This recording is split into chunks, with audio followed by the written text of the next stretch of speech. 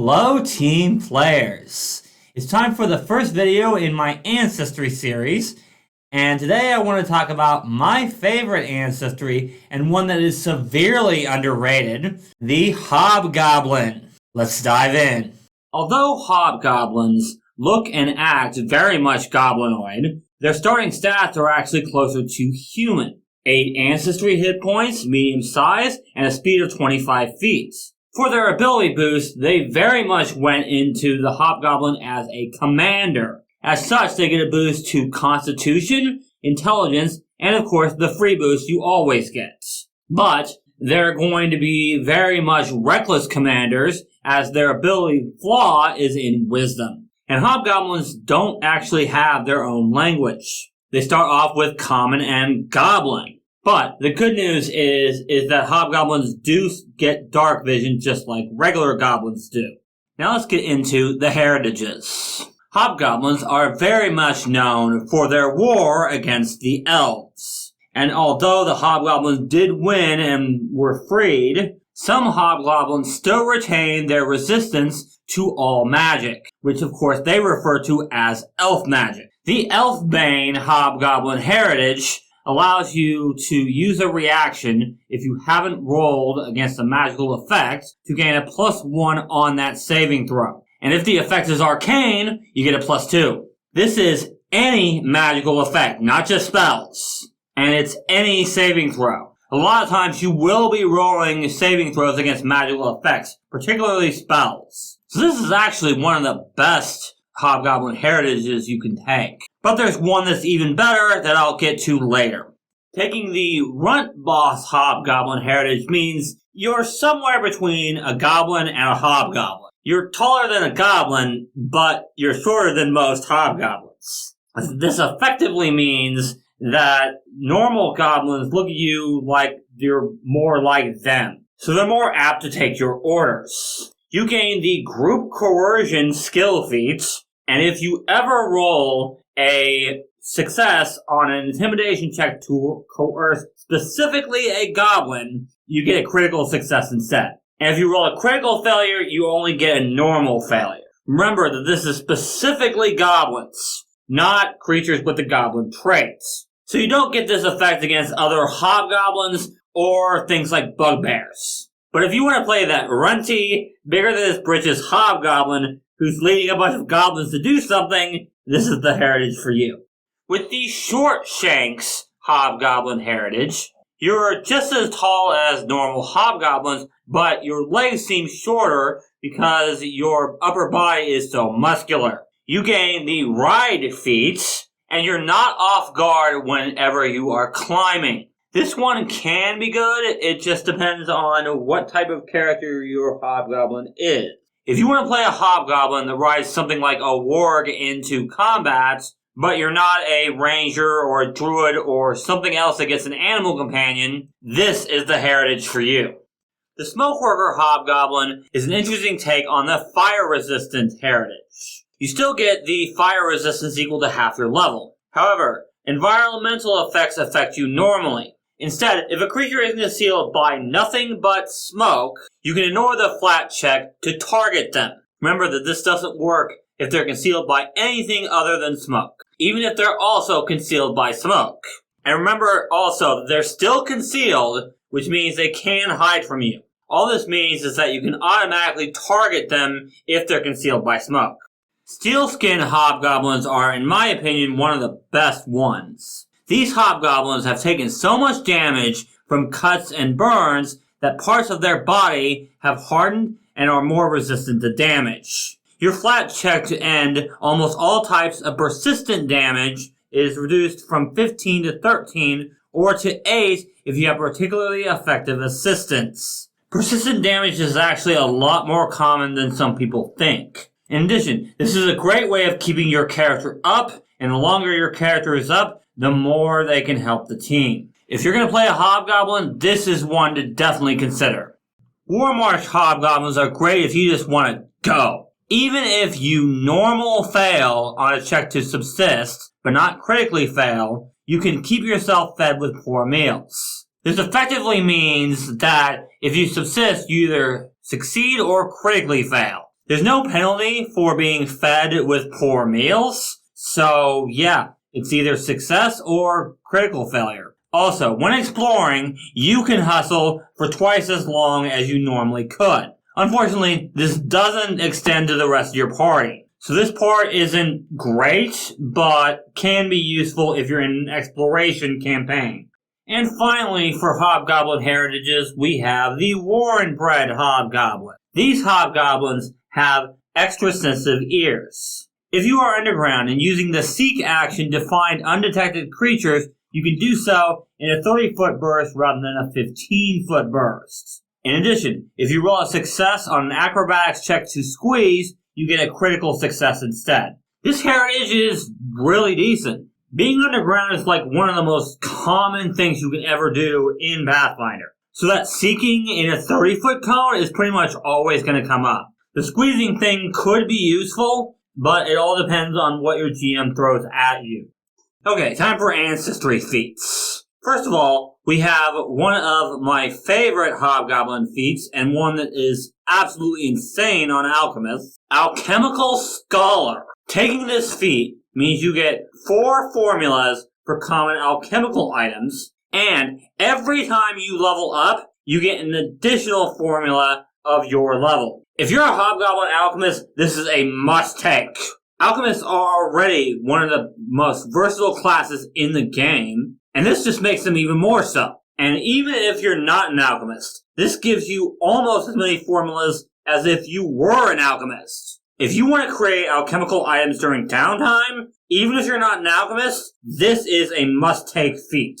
The only problem is, you can only take it at level 1, and once you take it, you're stuck with it. And if you thought that Hobgoblins were just about leading other Hobgoblins, you're wrong, because of feats like Cantorian Reinforcements. When you succeed at a saving throw against a poison or disease, you reduce that stage by 2 instead of 1. Or if it's a virulent poison or disease, you reduce it by 1. If you critically succeed on the saving throw, you reduce it by 3, or by 2 for a virulent one. Feats like this show that Hobgoblins are also really good at healing status conditions of themselves and allies, as well as hit points for some feats. Unfortunately, this one isn't great because poisons and diseases aren't really prevalent all that much, if I'm being honest. But this is a good feat to take at higher levels if you know you're running into a lot of these type of things. Hobgoblin lore is pretty much like every other lore skill that every ancestry gets. You get trained in 3 skills: athletics, crafting, and Hobgoblin lore. That's basically it.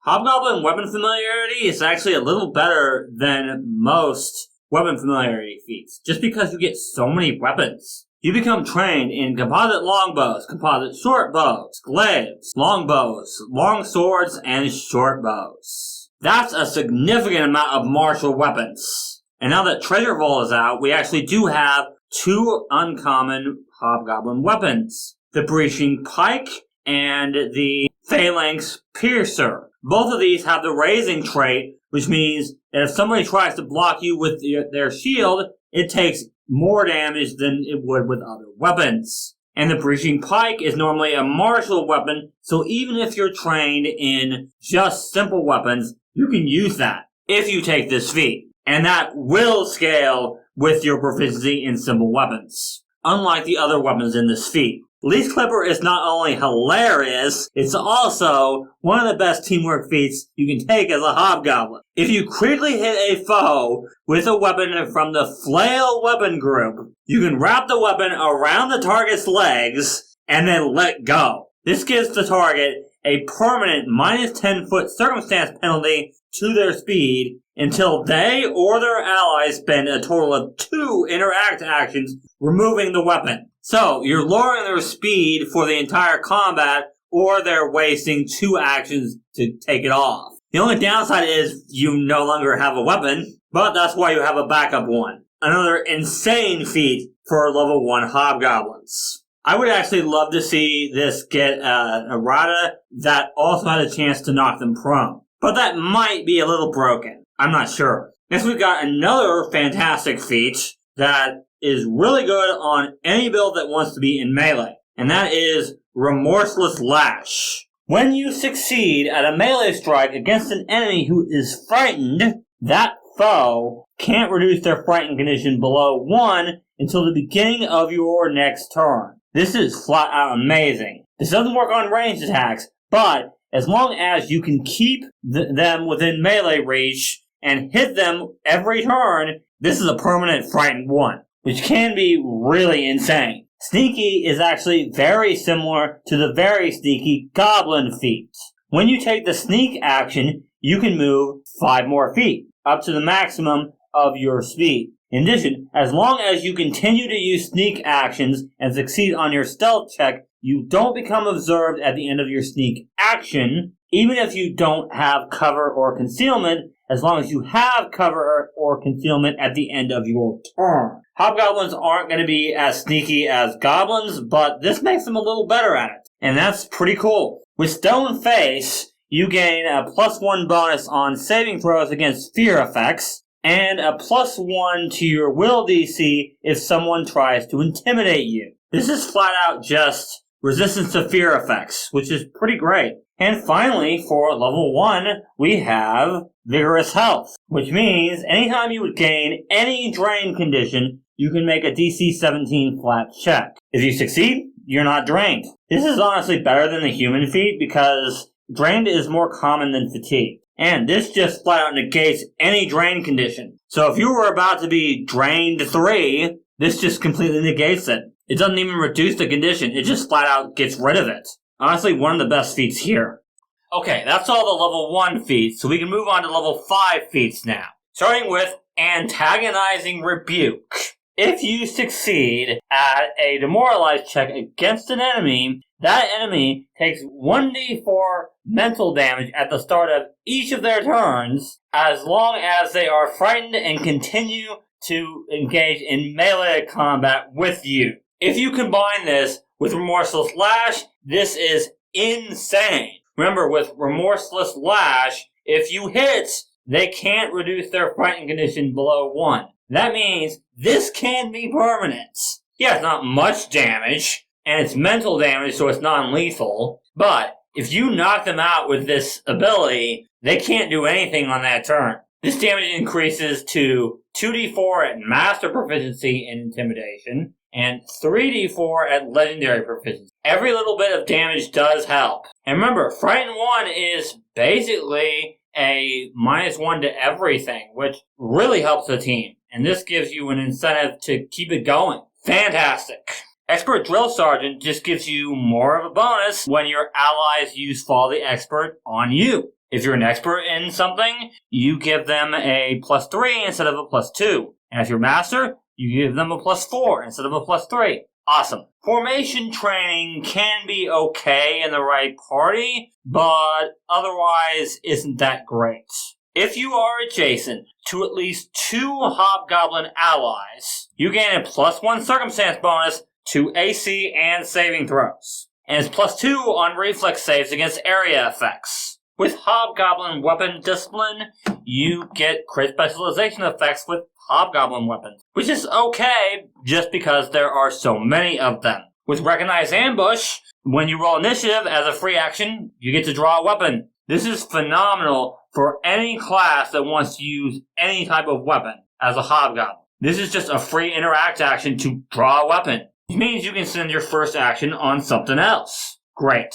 With Runt Sage, you get the Adopted Ancestry feat for free, but you must choose Goblin for that feat. You also get a first level Goblin Ancestry feat. This works with any Hobgoblin, but is particularly good roleplay-wise with the Runt Boss Hobgoblin. And there are plenty of Goblin feats that could really help a Hobgoblin. And this gives you access to them without having to spend a general feat. Okay, for level 9 feats, we'll start with Cantorian Rejuvenation. Once per day, for 2 actions, you can recover 4d6 hit points. You also gain 10 temporary hit points for 1 minute.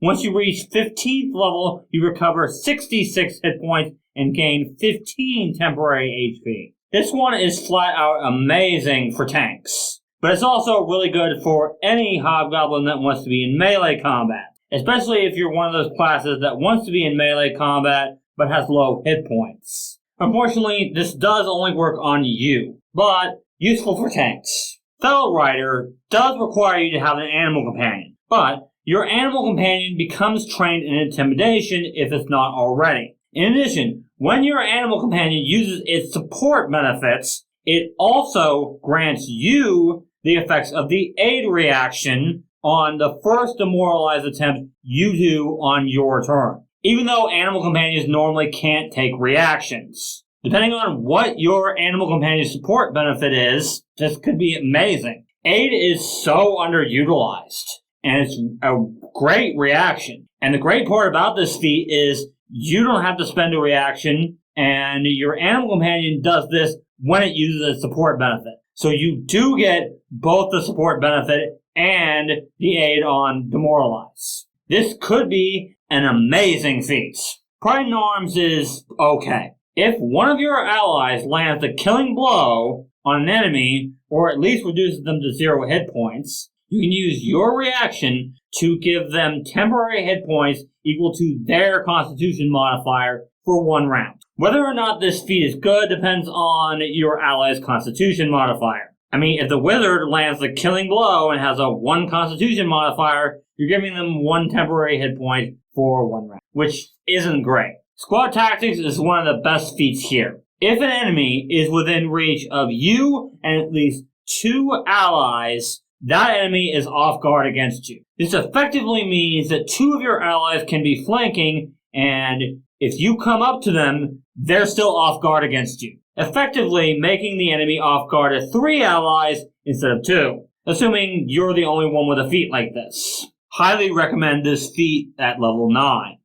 Can't Fall here is an amazing teamwork option for any Hobgoblin. If an adjacent and willing ally would fall to 0 hit points but not be killed, you can use your reaction to basically give them Ferocity, keeping them up at 1 hit point. But it's even better because you also give them temporary hit points equal to your level that last for 1 minute.